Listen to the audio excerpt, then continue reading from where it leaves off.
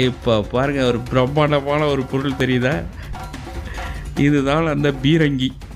Okay. எல்லாத்துக்கும் வந்து பீரங்கினா பயங்கர இன்ட்ரெஸ்ட் தான். பீரங்கினாலே எல்லாருக்கும் தெரிந்த ஒரு வார்த்தை. பீரங்கி பீரங்கினா எல்லா குழந்தைங்களுக்கு எல்லாத்துக்குமே பிடிக்கும்.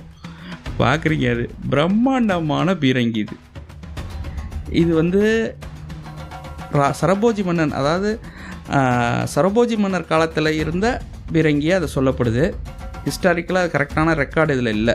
ஓகேவா? இது பார்த்தீங்கன்னா இதில் பயங்கர சிறப்பம்சங்கள்லாம் இருக்குது. நான் கொஞ்சம் கொஞ்சமாக உங்களுக்கு என்னன்றதை சொல்கிறேன். பையன் அப்போ தான் ஆச்சரியமாக பார்க்குறான் அதை.